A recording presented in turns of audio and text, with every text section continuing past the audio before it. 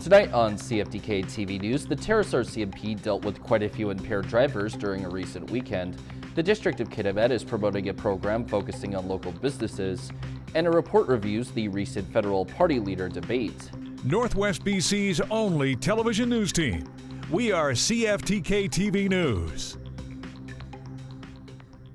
Good evening, I'm Cale Maslin, and here's what's making news in the Northwest and beyond today.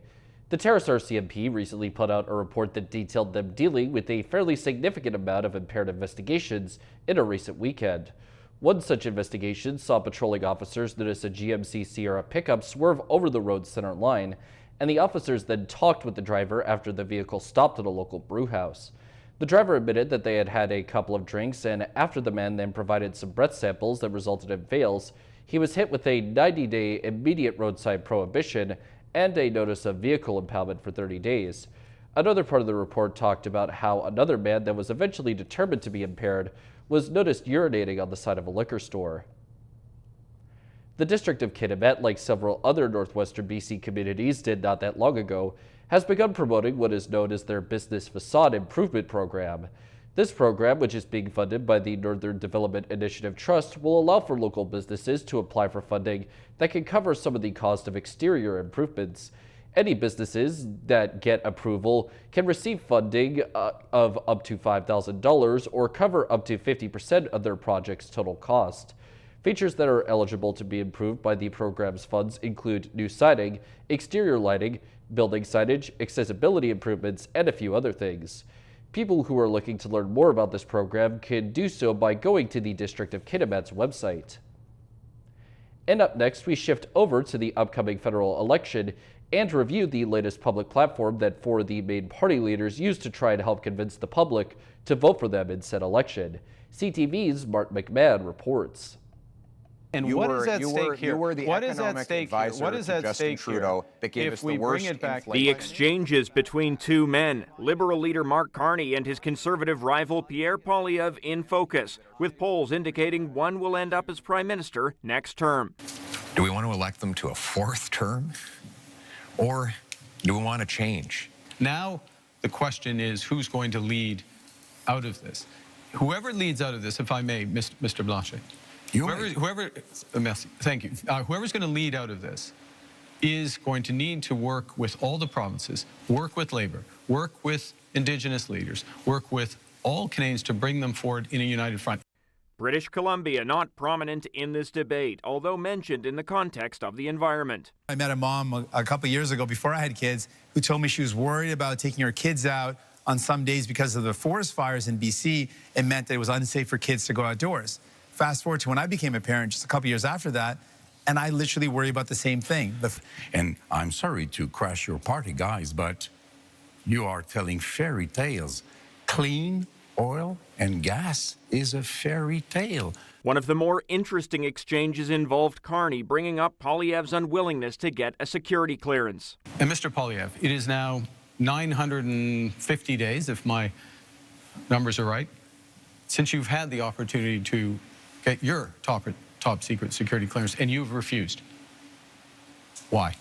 And it's good that I'd made that decision because it has allowed me to speak freely about things like the case where one of your candidates, sir, actually said that he wanted to send a political opponent to China under a bounty threatening his life or imprisonment, and you refused to get rid of him. The campaign will now continue, but whether this debate will change minds is still an open question. Martin McMahon, CTV News, Vancouver.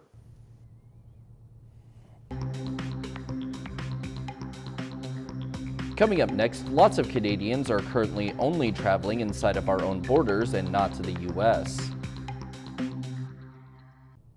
Welcome back. A rally recently occurred near a hospital in Surrey with a lot of the attendees worrying about their place in Canada since the federal government is reducing immigration. Over to Michelle Bernoro now, who has more.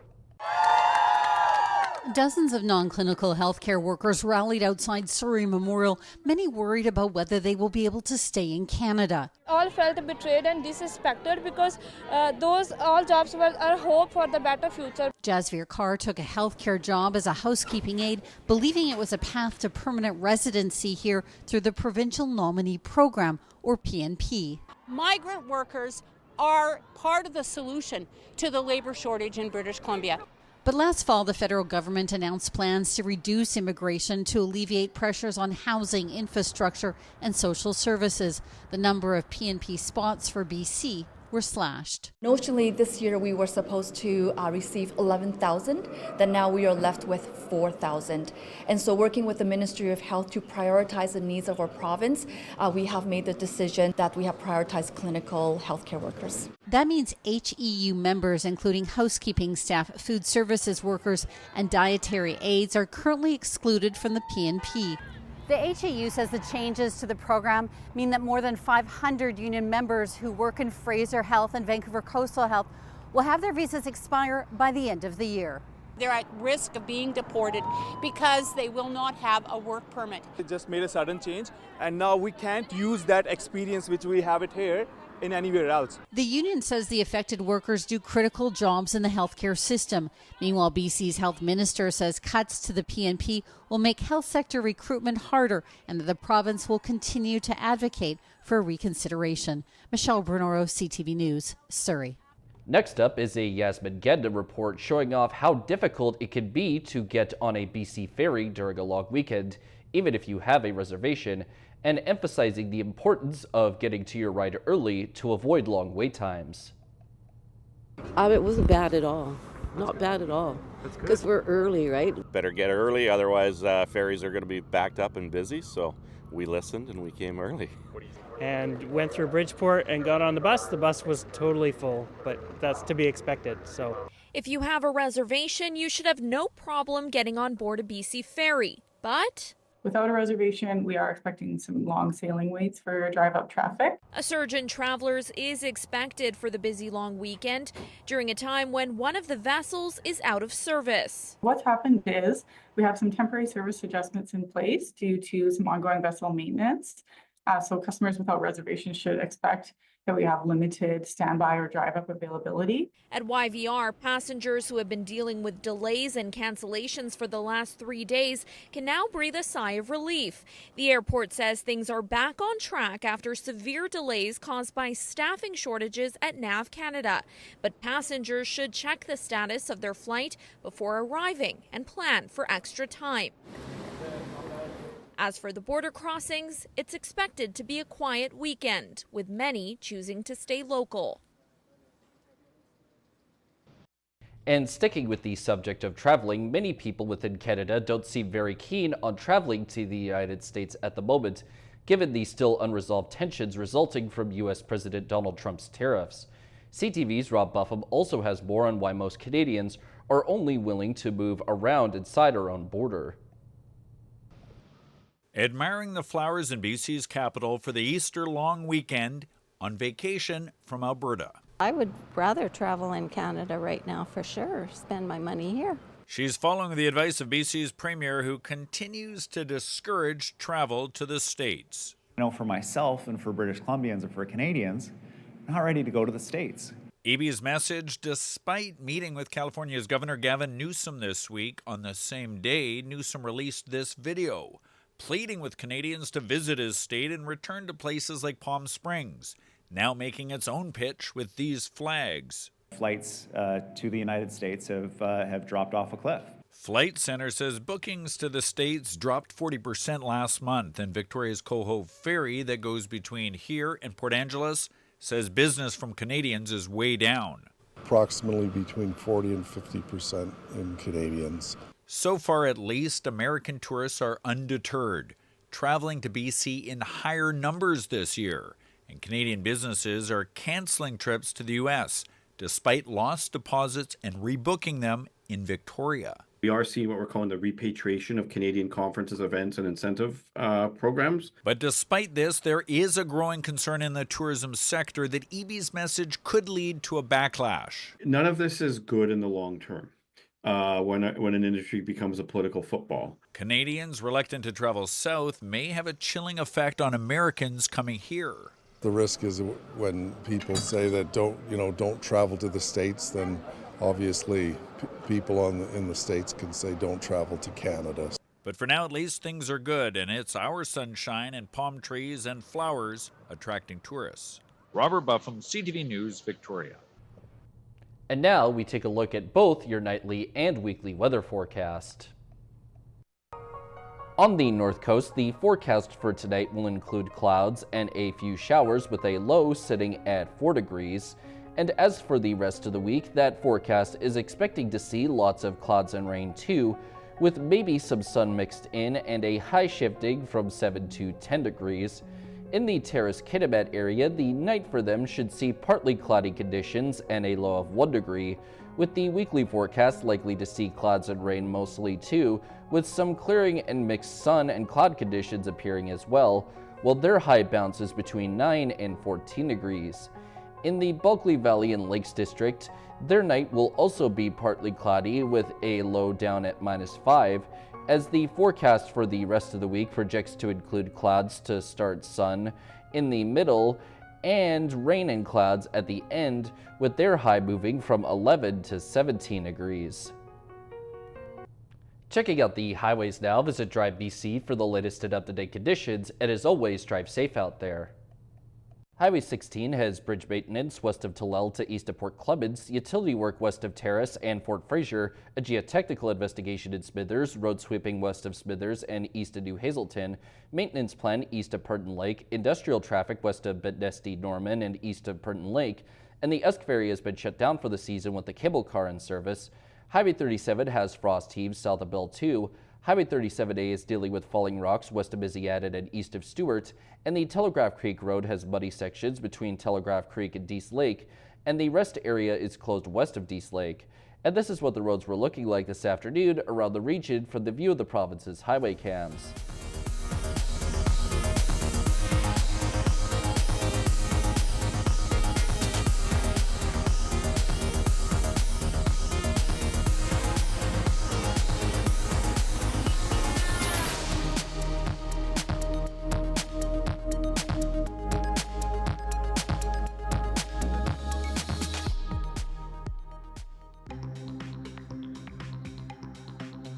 Still to come, the Canucks season did not end as expected, and a report looks at why the team struggled.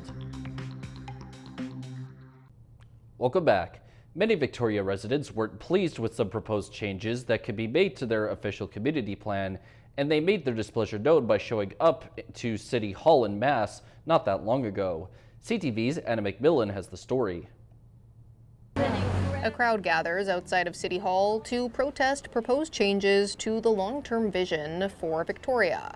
That vision is encapsulated within the official community plan. We are protesting the OCP, the official community plan, and government's pro-developer, anti-renter policies more generally. Victoria is updating its OCP to respond to population growth and the housing crisis, making densification a major factor. The density that we've gotten into for the last 10 years is appalling. I lived in James Bay for many years and I loved it here, but I would never move back to this neighborhood or downtown Victoria. The mayor says 4 to 6 story buildings make up roughly 15% of the city, and the new OCP would double that. But in James Bay, it's already about 26. So James Bay can't get more than another 4% of density. What's actually happening is the rest of the city is catching up to James Bay. Another concern: we have a significant number of buildings, rental buildings in James Bay that are reaching end of life. And we're very concerned about demo evictions and rent evictions. Prompting a call for robust tenant protections within the OCP. So better compensation for tenants who are displaced, less displacement of tenants from their existing affordable homes. And we want to see non-market housing. The city has a tenant assistance policy that requires developers to help existing tenants. The developer, based on our standards and expectations, helps you to move, find a new place, potentially get right of first refusal when the new building is built. There's a push for a policy similar to one in Burnaby, where tenants who are rent-evicted get the chance to move back into the updated building at the same rent they were previously paying. We have a tenant assistance policy that allows tenants to move back in at 20% below market. But that is still a huge rent increase for a lot of these tenants. Today, City Council chose to advance the updated OCP to a public hearing, meaning this group on the steps of City Hall will soon have a chance to share their feedback in person. Anna McMillan, CTV News, Victoria. A woman who shot a now viral video of a brawl on a Kelowna golf course last week recently gave her eyewitness account of the incident. She was playing behind the two groups that started trading punches on the 17th tee, and she couldn't believe her eyes. CTV's Shannon Patterson has more. Jennifer Pont had just finished the 17th hole at Two Eagles Golf Course in West Kelowna on Monday when she heard a commotion on the 18th tee. At first, I wasn't sure if people were just like, yelling to have a good time. It's like late into the round, so usually people have had some pops by then. But then it became clear that this yelling was really aggressive.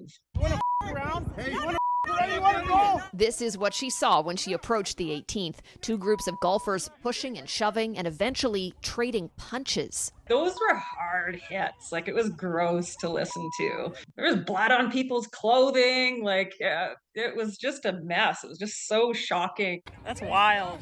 As she recorded the chaos, Pont realized one group, upset the foursome ahead of them was playing too slow, had hit a ball into them. There was a guy in the slow group. It was his birthday, actually. So they were celebrating his birthday. He got punched in the face.